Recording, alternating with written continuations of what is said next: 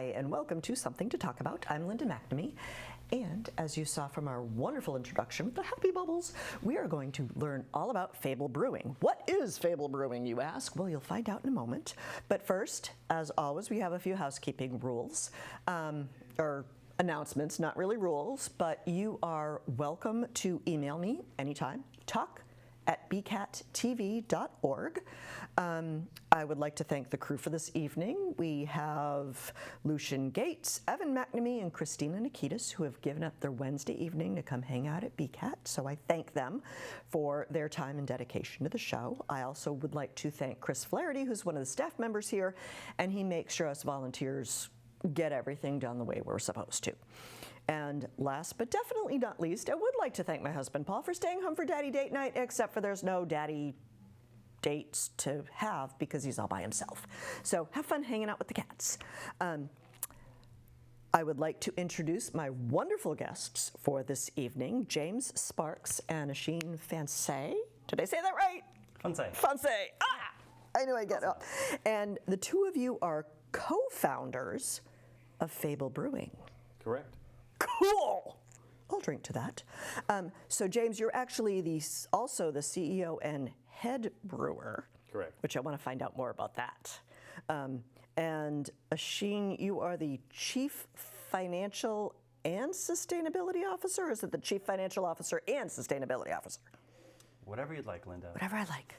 You know, if you get paid by the character, you know, you want the longer title. Basically, I do the counting, whether it's money or carbon or water or whatever it is. Finance. Accounting is the only course I ever took in college that made me cry. And no, not happy tears. So, well, thank you both for joining me. Thank you for having us. I'm really looking forward to hearing your story. But as always, before we get into the story of Fable Brewing, can you tell us a little bit about yourselves, where you grew up, how you came to the Burlington area, and then we will start going into what made you interested in brewing beer or drinking beer. I don't know. A little bit of both on that one. Oh, love it. Well, actually, for me, I'm actually have been everywhere, but I'm from nowhere. Being a military brat. Oh, okay. You know, I was born in Texas. Okay. And I spent a good amount of time in Texas in my youth, but traveled the entire world, really. Oh, I was cool. also in the Air Force myself, so I've seen a lot of places, been in a lot, you know, been everywhere, basically. And, I've been everywhere. Man. Right. Okay. Sorry. But, you know, in my culinary career, it kind of brought me here to Boston, and I've been here for the last 7 years. Now, did the culinary and Air Force careers overlap at all? Somewhat. Oh, okay. You know, the standards that the military had taught me, and you know, kind of related to the culinary world, but I didn't do a job in culinary. Okay. Well, you know, airmen have to eat, so Correct. you know. But that was not my job in the Air Force. Oh, okay. Well, I'm glad you decided to hang out here in Eastern Massachusetts. Yeah. And I'm looking forward to hearing more about your story. But first, we have to let Asheen tell his story. Sure, Linda. So I grew up in the North Shore in Massachusetts, but I've been in Burlington and you know, volunteering in the community since 2005. It's been a while. Okay. And in terms of my background, I have a degree in chemical engineering, which I ran screaming from and thought I would never have to Like, wow, okay. have to access again until James starts talking about, you know, the process of brewing. It's like, oh, right.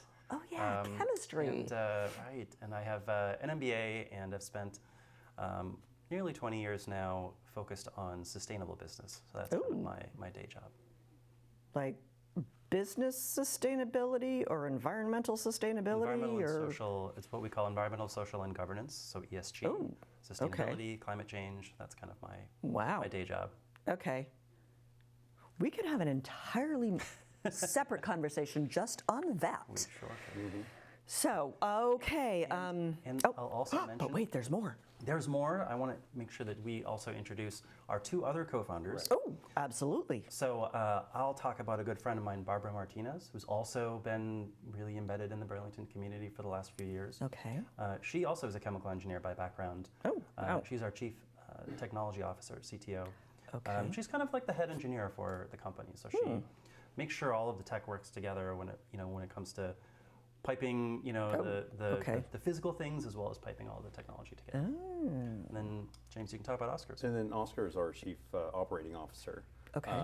I met Oscar about 3-4 years ago, and we started brewing together. He actually has a background in brewing. He did it professionally for a good while back in his day. Okay.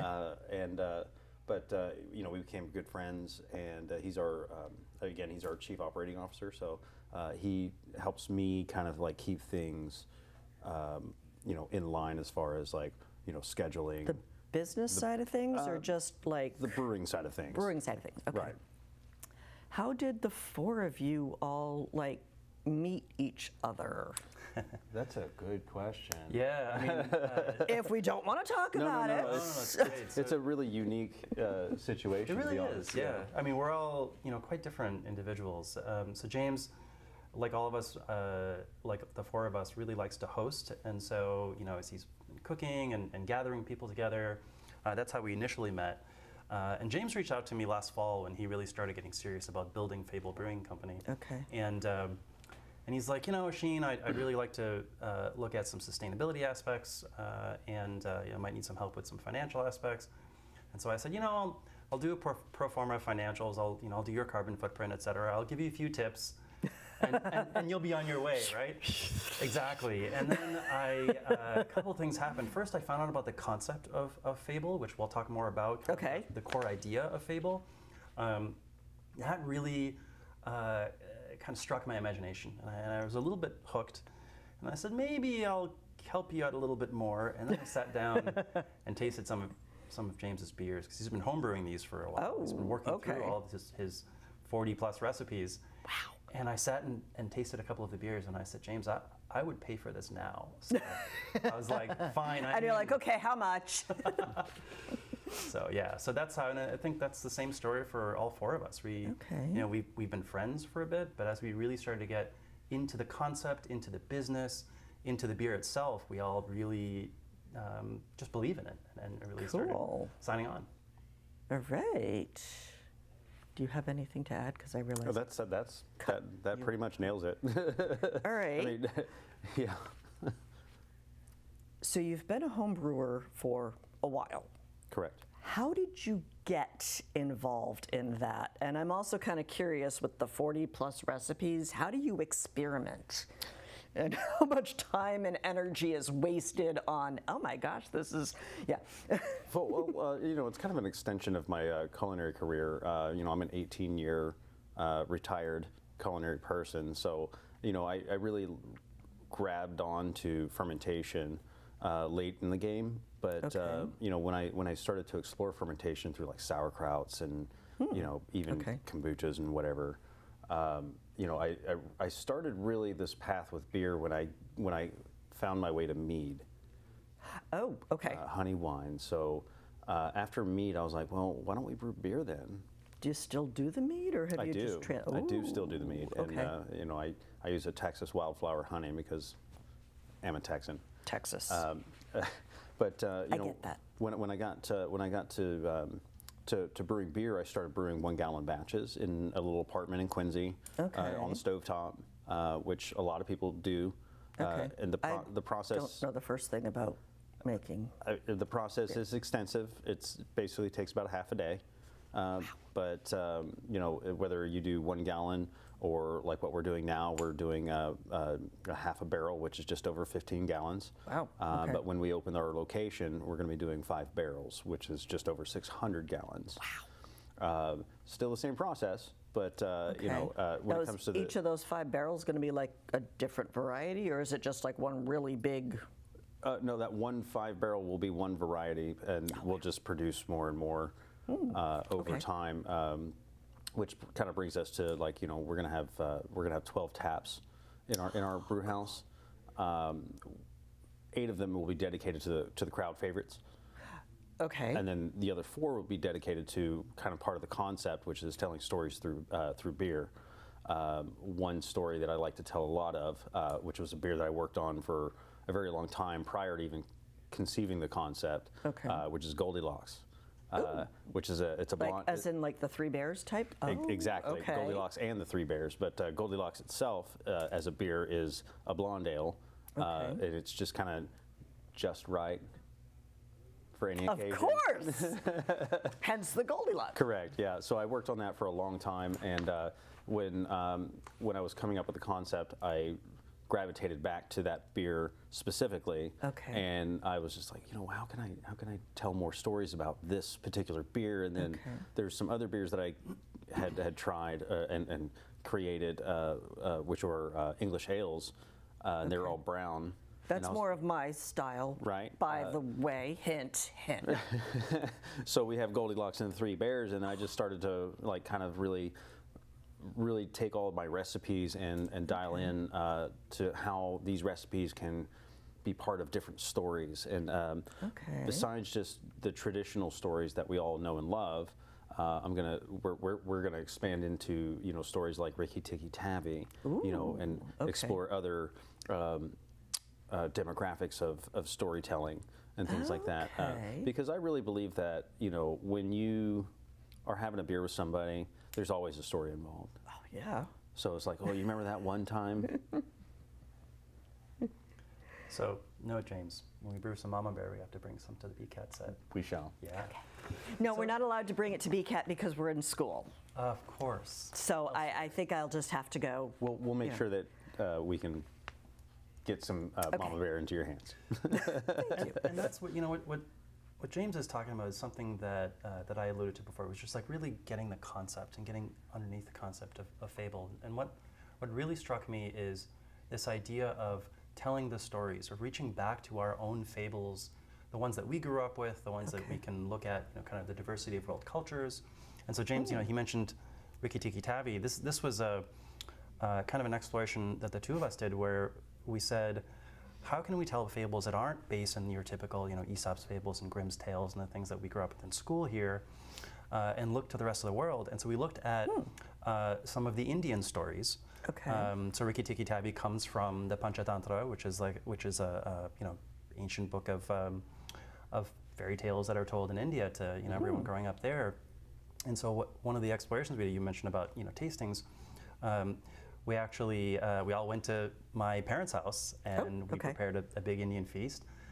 And most importantly, kind of a little spice bar of all the different spices that are typically used in Indian cuisine, so that we could figure out how do we not just create a beer and name it based on the color, but really get under the heart of the tradition to say, how do we brew some beer that looks at flavors like, like a lychee fruit, or like a star anise, or even cardamom, and some of the other, like what you would consider like a masala chai flavor, and really get into the beer representing the story and the character in the story. Interesting. And not just as a little marketing ploy, but really telling the story and telling the fairy tale through the beer flight. But with all of these different spices and flavors, how hard is it to adapt a recipe to accommodate all these different spices and varieties? Trial and error. Well, that's also where James's culinary genius comes into play. He's brewed a lot of beers, and I would say there was one that I was like, I don't really love this, but every other beer I'm like, this works the first time. So yeah, I mean that is true. A lot of my recipes that I've have written have been one and done. Goldilocks was one that I've spent the most time on, which I will have to say is probably the most excellent in my opinion. Now, is that like your first original recipe? They're all actually original recipes. Okay, but was that your first? It was my first one that I put a lot of attention to. Okay. That I really wanted to make sure was like just right. I get that. But there have been some failures as well, and as there should be, because that's how we grow and that's how we learn. But so to kind of come back to the question of like it's going to take we brew a recipe. It'll either be awesome or it'll come out. We might want to adjust this and brew it again. From start to finish, it takes approximately 2 weeks for an ale. Okay. And, like the whole fermentation process type the thing? whole from brew okay. day to, from brewing to in your glass, it takes approximately 2 weeks for an ale and 8 weeks for a lager. okay. A lager is, something like your crispy, clean, dare I say, like your Stellas and stuff like that. Okay. If we're going to do a lager and we're going to play around with it, we know that we're going to have a long lead time, and if it's not right, then we have to do it again. Yeah. But to your point, a lot of them have been just been nailing on. I'm just trying to figure out the size of your kitchen. It is challenging at this size that we're at right now, but I actually brew in the garage. Okay. So, but the space that it takes to brew this amount is a little challenging in the space that I have for storage. Okay. But I also have this, when it comes to the serving part, I've got a little mini freezer that I've converted into a little tap system. Oh, cool. Yeah, pretty DIY. Because but- I'm just thinking with all the different varieties and the lead times of each one and the Currently- experimentation, I'm like, oh my gosh, Current- your garage probably looks like mine, but Yeah, it's pretty wild. tastier. Currently, I only run I run 4 beers at a time. Okay. So that keeps things a little bit tame, and we're also experimenting with hard seltzers as well. Oh, okay. So How different is that process? it's actually a lot easier, but it's not beer. So it's easier, yes, but then I get to play with other flavors like berries and things like that. But you could put berries in beer. You can, yeah. We can do sours and things like that, which Okay. there is on the table for us. But when it comes to the seltzers, you think about it like this: it's water, and then we just gotta flavor it with however we want. So, we're really exploring that avenue, and to kind of take seltzers to another level. Now back with your 12 taps, 8 being the favorites. Well, 8 favorites, yeah. The other 4 would be like a seasonal rotation? Something like that. or- We're going to call it a story rotation. Okay. Which will also play into the season. So, I'm just thinking of like the blueberry ones where you watch the blueberries do like the lava lamp right. dance. So think like this. In October, we're going to be running Sleepy Hollow as a story. Love it. Right. Talk about the sustainability thing. How does that fit in with everything else? Because to me, they're like totally separate concepts, and I have a feeling No, not that at you're all, going to because pair them up just like a food pairing. Because what beer is all about is community, right? And so we want to bring people together. Okay. First of all, why Burlington, right? Yeah. I mean, Burlington it's this really interesting sort of mix of different types of folks. There's the folks that have been in Burlington for a long time. There's the folks that have come here more recently, either immigrated or first generation. It's really, kind of a diverse set of folks. It's kind of a microcosm of the melting pot of America. And so we want to create a place where people really feel included and that a space that's kind of inclusive for all. Okay. And so we are looking at, taking care of kind of the social fabric.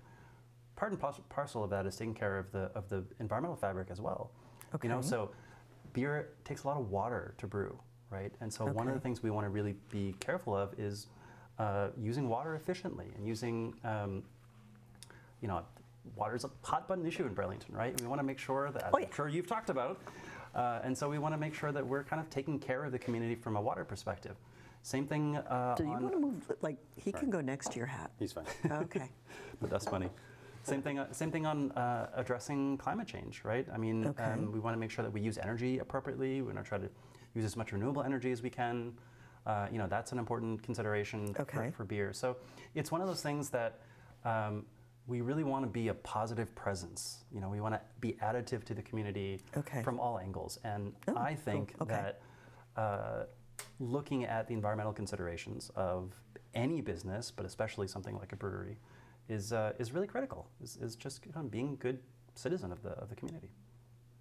There's definitely a need here for something like this. Not necessarily another place to go and drink, but just a place where we can all come together and Like a real Cheers type thing. Yeah, just a place where we can all just come in, come play a board game. Yeah, tell me more about the gaming thing, because whenever you say games, I'm like, D&D. Well, there's often the plan is that we're gonna have sometimes we're gonna have D&D hosted nights, Okay. Magic the Gathering hosted nights.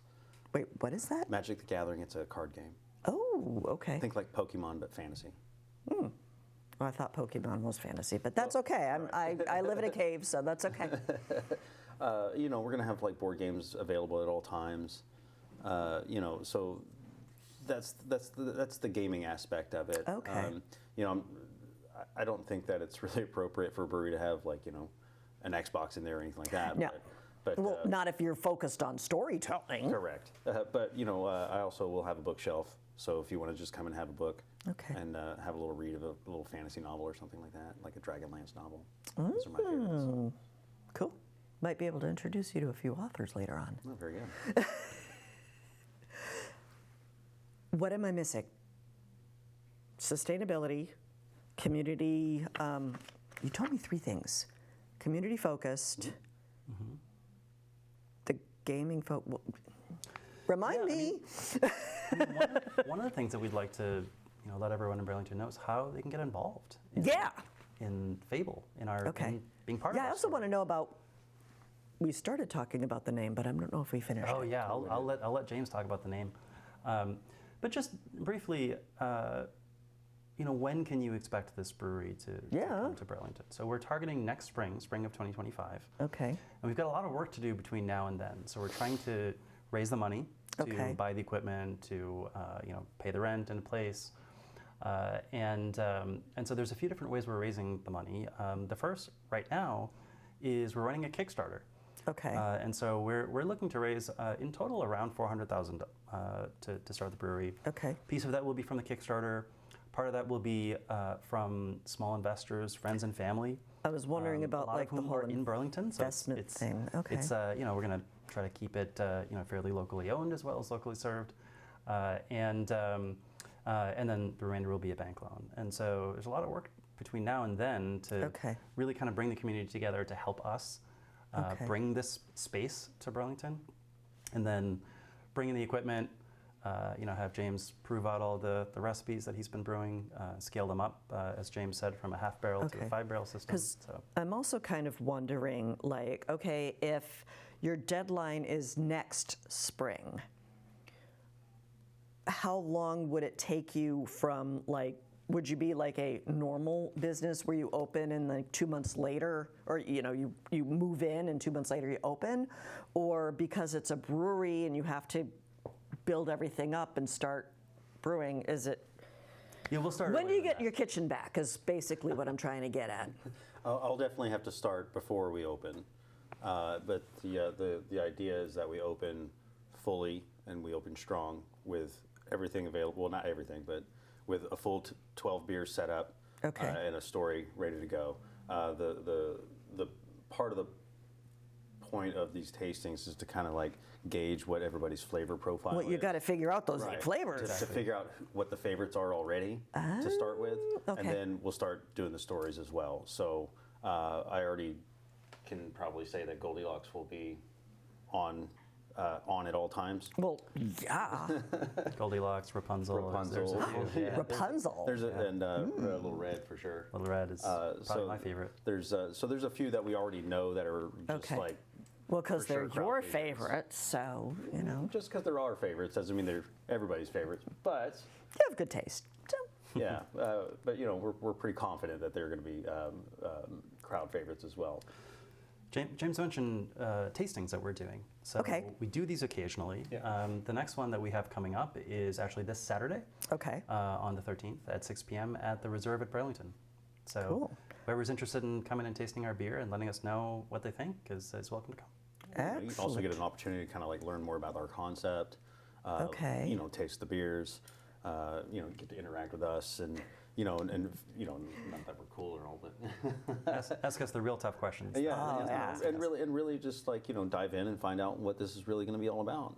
Okay. I am curious, with your background in culinary arts, will there be food available at all? Are you ever going to do like the wine and not the wine, the beer and food pairings, or? That's a great question. I have retired from the industry. Okay. However, I'm not opposed to having food in Because if the you tap room. eat, you'll drink more. Correct. We are going to have food trucks available. Oh, okay. I'm gonna be specific about the ones that come along. Okay. And there's also based on where we're considering as far as location is concerned, Okay. there's going to be other local restaurants that can also benefit from our patrons Okay. as well. So you'll be able to bring food in and things like that. So as Okay. far as me producing food, I'm not at the moment. Not really considering that. Well, not necessarily you, but just, you meaning James, but you as in Fable. As a concept, no. Will there be food available at some point? Food available, yes. Okay, that's kind of Right off the gate. getting Food it. available, yes. You mentioned in your introduction that you had been in the military. How has that experience played a role in any of this, whether it's opening a business, becoming a brewer, becoming, involved in the culinary arts? Does the military experience play a role in any of this? Sort of. A little unique for myself, and I can only speak for myself in this, as a military brat, I was born in the service. Okay. And being that I was a part of the military as well, I kind of always had this sense of service.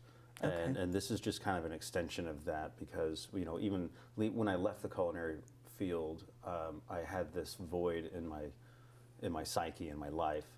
And I really wanted to find a way that I can kind of gain that core back.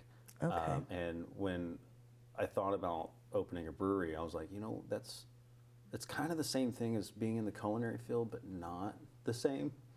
I get that. So it's really just an extension of my service Okay. to the community, really. And hence the whole bringing the community together Correct. thing. Correct.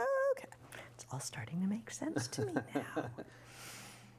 You mentioned is it flavors or varieties? What is the correct terminology about Beer the styles. Styles, okay.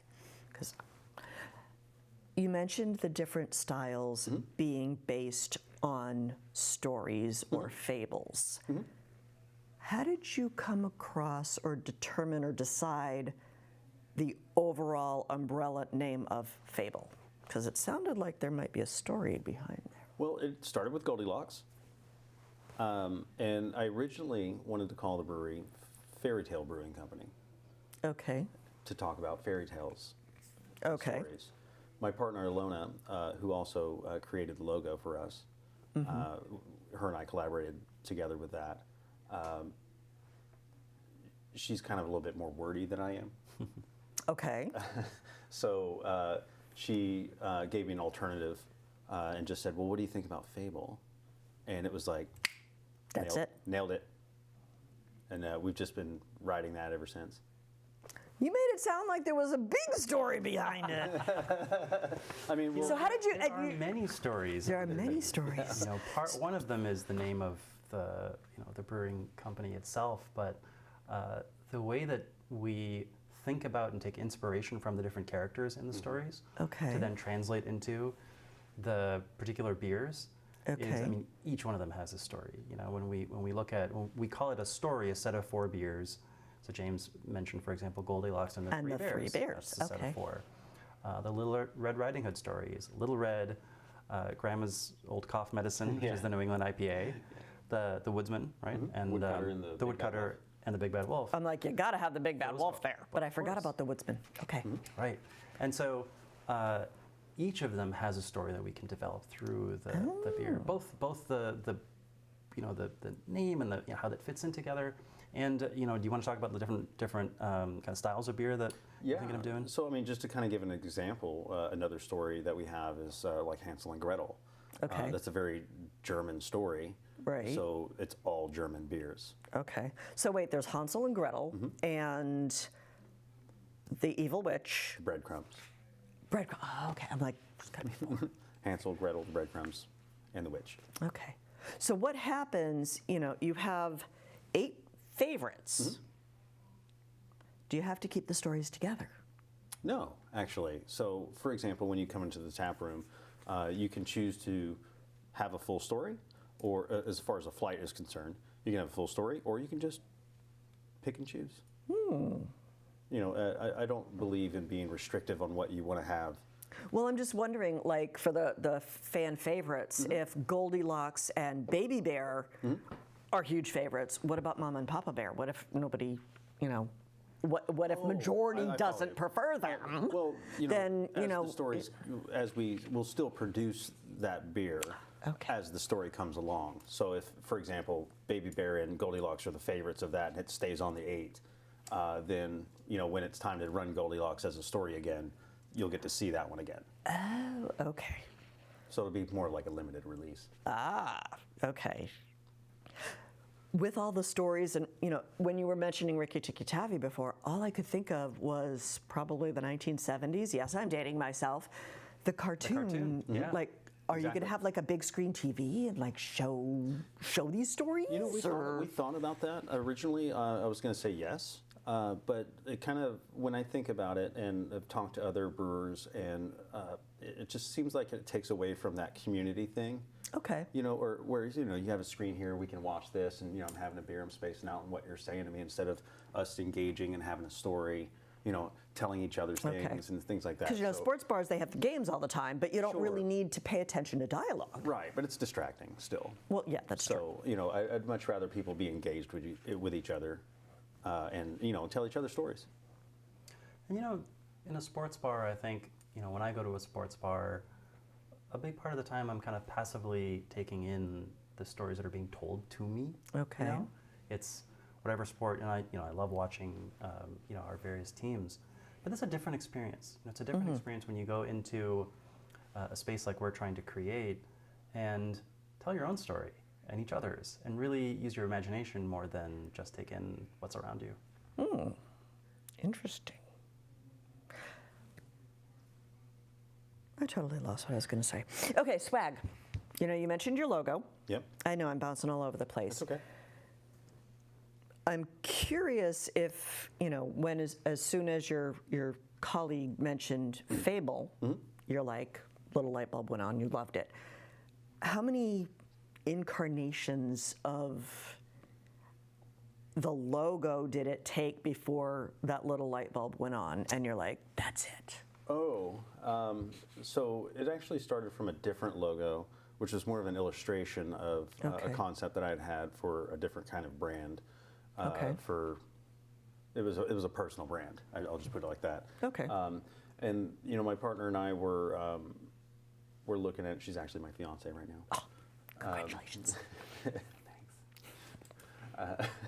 But we had talked about it, and how can we make this illustration more,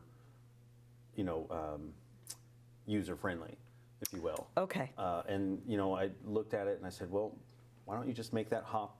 Why don't you make a hop the beard? And it just kind of snowballed. Okay. It was just this Cool. was this big collaboration. We spent months over it. So.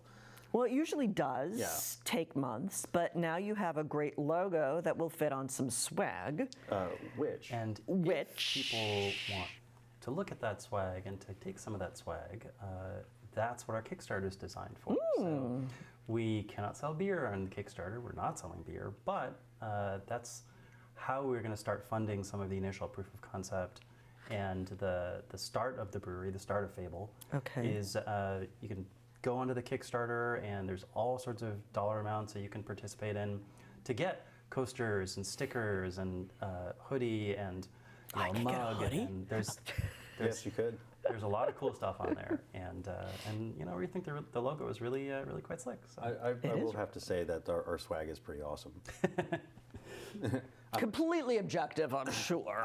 I'm a swag guy, and I'm trying to be as transparent as I can, but objective as I can, but it's pretty awesome stuff.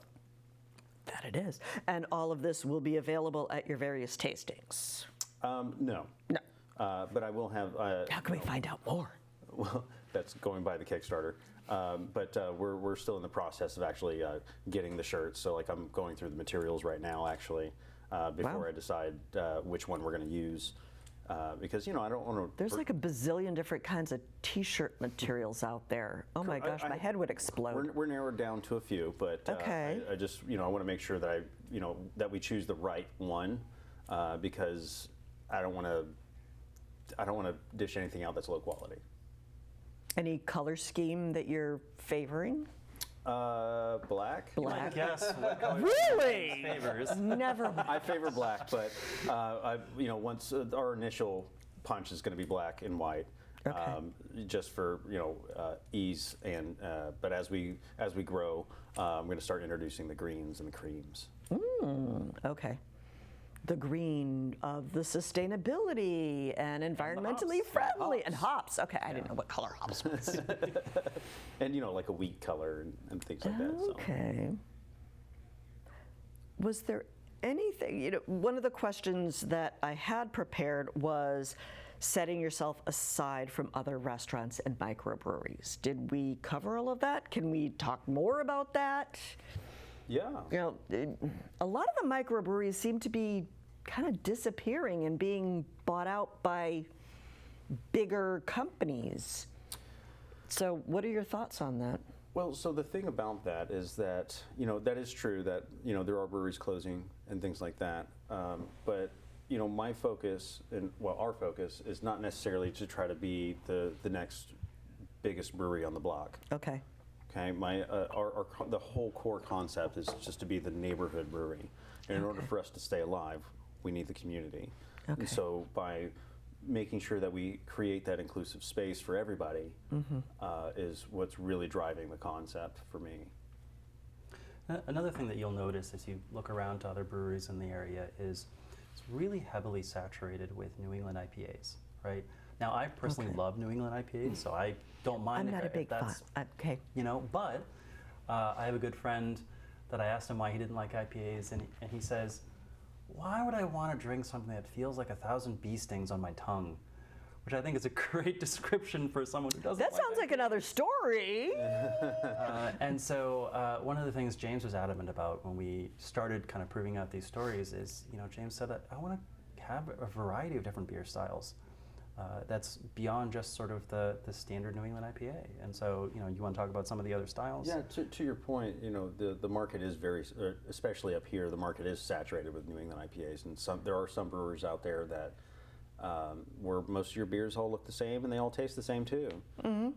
So by having those variety of beer styles, from a Weizenbock to international lagers, like those are two different spectrums of beer. Okay. And, I want to make sure that I have a beer for everyone. Even though we're going to be running for 12 taps, I'm pretty sure I have a beer for you, whether it be Goldilocks or a Dunkel. What's a dunkel? A Dunkelweizen. It's a really a bready, citrusy kind of German style beer.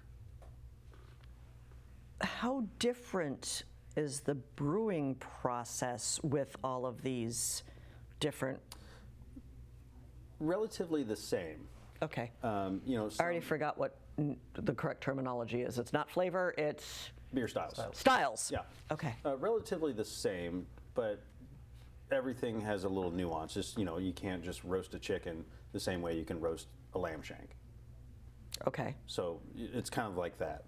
Got So making a lager, you're going to ferment at colder temperatures. Making an ale, you're going to ferment at hotter temperatures. Okay. When it comes to, you can even do step mashes when it comes to the lagers, which help with clarity and settle out proteins and things like that. I mean, Okay. that's a whole. Are you other hiring a nerddom. sampler at quality control or? Yeah. I do need an assistant, I think, because. But yeah, that's one of the, you can really use, I mean, it's amazing just, 4 basic ingredients in beer, but, all Okay, water, hops. Don't worry, I'm not going to try stealing any of your recipes. Water, barley, Barley, hops, yeast, and yeast. And so the different kinds of barley, the different treatments of the barley, the different kinds of yeast, different types of hops, when you add the hops, into the process. So there's so many variables that you Okay. can really create a lot of different styles, a lot of different flavors. And with the temperature thing, how do you control well, okay, you're doing one batch at a time, but how do you control the different temperatures and make sure that, is it like refrigerated or When it is comes it to the cooking heating or, process, okay. when it comes to the actual like brew process, there's we have heating elements, and that's Okay. controlled by a temperature controller. Okay. And the same thing goes when it comes to fermentation.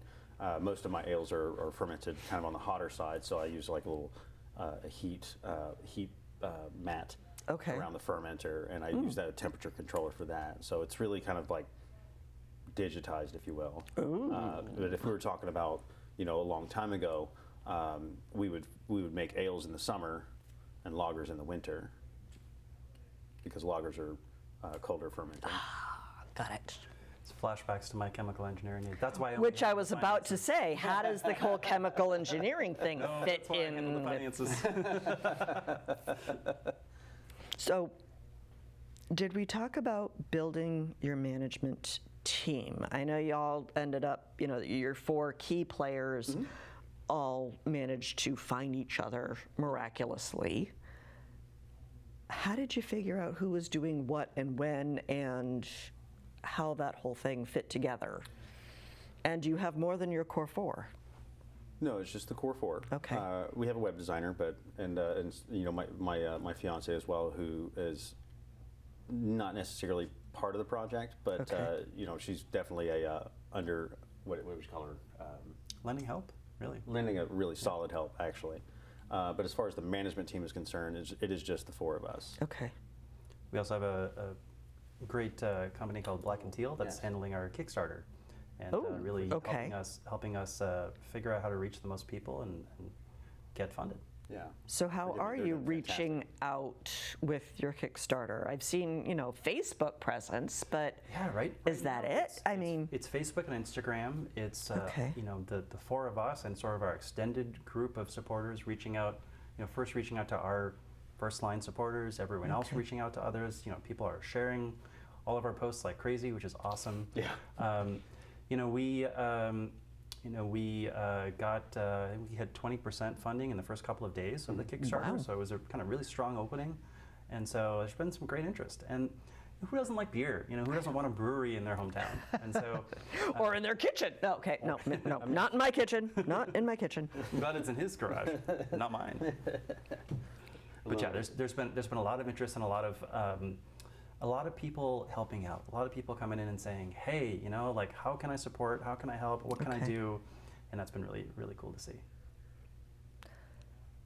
There's always risk management. I know I had mentioned a few minutes ago about a lot of microbreweries getting absorbed.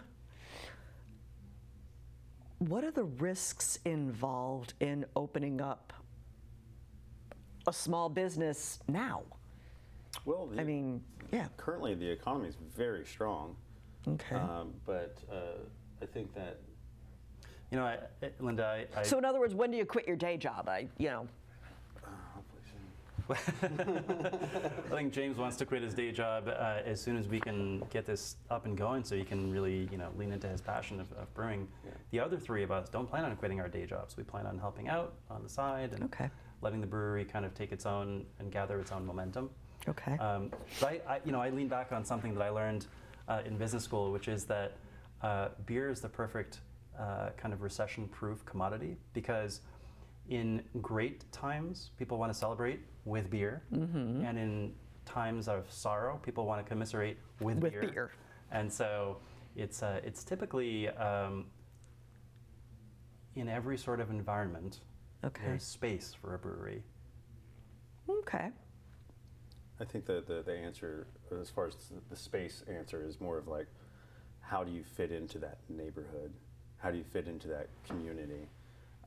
Because you can open a brewery and have great beers and go national and be the next Sam Adams or whatever. Okay.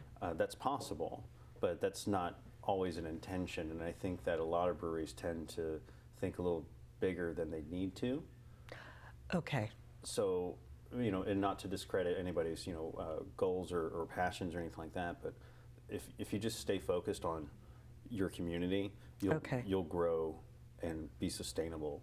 The main point of this brewery is to be sustainable, because the whole kind of core concept, going back to being a part of the community, is we'd like to see this to be an institution of Burlington, not just another restaurant or pub. Or right now, your intent is to become an integral part of Burlington, and not necessarily this is the first of 27 chains. Correct. Or Here's an example. 270, whatever. Yes. Hope you don't mind me saying this, just between us and the viewers here. We had an initial investor who approached us and said, I really want to invest. I really believe in your concept, but I'd like you to open a second location simultaneously in this other town. And we thought about it for a bit, and James said, I really want to focus on getting it right in Burlington. And maybe, if someday we want to go to another community and kind of build the presence in another community, we'll consider that, but not right now. Let's focus on what we're doing here. And so we actually, kind of said no thanks to that idea and that option. So we're really trying to remain focused on what we're doing right here. Cool. It's really important to me that we stay Burlington focused, and and really focus on this community, because this is where we are. That's where we are. This is where we live. We want to be a part of this. Cool. So. I'm looking, and I think most of questions. Okay, special events. I'm like, I think you answered most of this stuff. Yeah. So, special events. You mentioned possibly gaming opportunities. What about, Burlington has had the beer gardens in the past. Are you planning on possibly hosting your own or participating in that? Or how does that whole... We're actually in talks with being a heavy participant in those beer gardens. Cool. So, I mean, if I had it my way... we can dream. Again, if I had it my way, I would close out the beer garden the final evening. And I'd also, we're going to be willing to stay open after the beer garden and offer space if we're there, that sort of stuff. Cool. So. One of the things that I've really found reassuring and exciting as I've gotten involved in this project with James is how open the brewing community is. How open are they? We've talked to a number of other brewery owners about specifics about the brewing process and about how to open a brewery, how to estimate the costs of what we'll need, all of those things, and what kind of systems we'll need to purchase. Okay. And I think systems as in point of sale type stuff, or systems as in actual brewing systems. Yeah. Oh, okay. Yeah, the equipment itself, and so I think we're kind of excited to join that community, to participate in that, to start. Because, as James has been talking about, breweries are really hyper local, right? There's a lot in the Boston area, and that doesn't, and there's still space for a lot more, because you don't necessarily want to travel across the state to go and enjoy the beer in one particular location if you can go and enjoy in your backyard. And so talking about the beer gardens, we both think it's a cool concept to have a number of different breweries come to Burlington, represent. We all have slightly different tastes and different concepts and different brands, and so that's really part of what we'd be excited to kind of say, hey, come to our house, if you will, and represent your beer. We might do some collaborations. There's a lot of opportunities. I've been, I come from the tech world where some people are cooperative, but some people are really competitive and really kind of territorial. Really? Seems not, never would have guessed. As you have experienced, seems not the case in the brewing industry. It's really it's a kind of welcoming community. And why do you think it is? Just out of curiosity, any theories behind it? I think it's just a matter of the personality of the brewer. You find that a brewer is more. Hospitable. We're also trying to learn from each other. It's a little harder in the culinary world, as former chef and stuff like that. But in the brewing industry, it's been a lot more of hey, look at this new hop that I'm trying out. Look what I'm doing with it. Okay. Just to throw. Do you like sample each other's beers and try to like Exactly. duplicate it? Or Exactly. Yeah. Not so much duplicate, because I think everyone has their unique twist. Correct. You know? Okay. Everyone has their, like sometimes you taste a beer and you're like, oh, that's very, whatever that brewery is, very representative of their style or their, Okay. their kind of core concept. Some use different adjuncts, different spices, different, as you said, berries, things like that. Others are just really pure and, true to the style. I mean, it's some have their favorite hops that they use in their different styles. I like to ferment hot. Some like to ferment on the cooler side. There's just all sorts of different things. Okay. But having that kind of conversation with other brewers is kind of like, oh, that's a good idea. Let me try that. okay. And then you try it, works out. The yeast expresses itself differently at different temperatures. So Okay. just to use that as an example, I find the yeast that I use a lot more expressive on the hotter side. Okay. And versus if I Are there use, different kinds of yeasts? oh yeah. Oh, okay. Oh yeah, there's a plethora of yeasts out there to play with. So I mean, the palette is very wide as far as Okay. like coming up with different flavor combinations because it's not just the barley. It's not just Okay. one barley. It could be 3 or 4 different barleys that you use in combination. Okay. It's not just one hop. It could be several hops that you use in Okay. combination, and then we have the yeast. So the kind of story or the motto goes is that brewers make wort, which is the sugar water that you've made from the barley, Okay. and yeast make beer.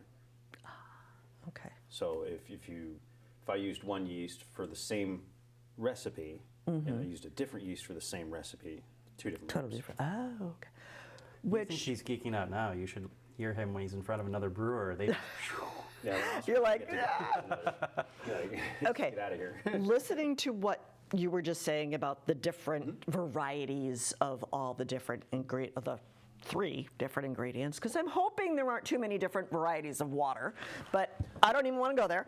Yeah, you don't want to go down that rabbit I hole. don't want to go there. Water chemistry is a thing. Speaking of your sustainability factor, and I'm also thinking of, my other hat involved in scouting is they're always talking about environmentally friendly and sustainability and locally grown and, all the things that, if you have to import your hops from somewhere else, then, you're adding to your carbon footprint. So what are your plans? Can you get local hops Actually, and yes. all that kind of stuff? Is that your plan, or do you have to do like global? So and that's near and dear to my heart as a merit badge counselor for sustainability merit badge myself. I fully appreciate how the Scouts are looking at that. There's a few things we can do. So there are hops that we can get grown, for example, in Okay. Western Mass. And barley. And barley. It depends on whether that particular type of hops, type of barley, work in the particular recipe. So we're trying to Okay. source as locally as we can Okay. for the recipes that's appropriate for. But zooming out a bit, we're looking at what are the key environmental impacts of the brewing process. One of them is how far the stuff has traveled to get there. Another is what local resources are you using? So water, energy, even the space that your brewery is in. How are you treating the surrounding areas? Okay. So there's a lot of different factors, and we're trying to really be scientific about. Let's calculate our footprints. Whether it's a water footprint, whether it's a carbon footprint. Look at where the energy is sourced from. Look at the different materials that we have in the space. One of the nice things about the materials that are typically used in a brewery and in a tap room is that, of course, we use reusable glasses and growlers that people can bring in and fill up. When we eventually have a canning line and we use aluminum cans, aluminum is highly recyclable, and so we'll try to make sure that it's as recyclable as possible. So there's a lot of different aspects that we can look at, and a lot of different variables that we can play with to really make it as sustainable as possible. Cool. And one of our bigger focuses, and we're going to look to some other breweries that are out there that are doing a really great job as far as the sustainability aspect is concerned, is water. It takes a lot of water to brew beer, but Okay. Like as an ingredient, or as like a cooling agent, or both. something? Oh, okay. So See, I know nothing about this, so I just want to thank you for. No, yeah, it's fine. I just want to make sure that that everybody watching understands that we're very conscious about how much water we're going to need to use, and that we use it respectfully, and that we use it in a sustainable manner. As a chef, that's how I work anyway. Okay. My as that background, it was just instilled in me. So I don't really waste anything in my kitchen. If it's chicken bones, I'm making stock. If you know what I mean. So if it's scraps, I'm making stock. Even now, he uses his spent grain from the brewing process and feeds it to his chickens. And Correct. You have chickens? Yes. Yeah. We have Cool. chickens, yeah. And they turn that over, and I'm gonna have compost this year. Sweet. And plus the eggs. And at some point, would it be possible to grow your own ingredients locally, like have a little roof garden or something? That would be or? something that Oscar could probably speak on. We've talked about growing some hops in an area that he's purchased, but Okay. That's. Well, I just don't know but if it has to be in a greenhouse or hops take a lot of height space. Oh, okay. So it would take like a 20-foot ladder essentially to brew hops, or not to brew hops, to grow hops. Okay. You could brew it too. Why not? I'll brew them, but that is something that I've always been intrigued on. Just like I grow my own vegetables as well. Okay. So I mean, all of these aspects of my culinary life are incorporated into the brewery, as far as trying to be sustainable, trying to grow my own ingredients, try to source locally as much as possible. It's just a general chef mentality that I have about it. Cool. From my background in sustainability, what I constantly tell people is, it's not a place that you get to; it's a journey. And so when you start, you try to do as the best thing you can, and as you continuously refine the operation, you start to tick off. Okay, now that's taken care of. Now we can focus on the water. Now we can focus on the hops. Now we can focus on the grain. And you just kind of keep going on the checklist and making it as sustainable and going towards being sustainable as possible. James talked about a sustainable brewery and taproom in Burlington. That's ecological sustainability, social sustainability, financial sustainability. It's really just trying to be here for the future. And you're writing your own story as you go along, just Correct. different chapters. Exactly. Well, you know what? We're out of time. So thank you so much. I'm really looking forward. So if anybody wants to know where these upcoming tastings are, or if they want to participate our in Facebook your... and Instagram pages are the best place to see Okay. those. Yeah. Cool. Thank you so much for joining me. And I look forward to seeing your storefront. Is it a storefront? Sure. Okay. Taproom. Taproom. You're out of your kitchen, and I'm sure you're looking forward to getting your kitchen back. I am. So thank you very much. And I also want to thank everyone for tuning in this evening. I hope you are looking forward to the new adventures and the new stories that we can tell here in Burlington. Thank you for joining us. I will see you around town. Good night.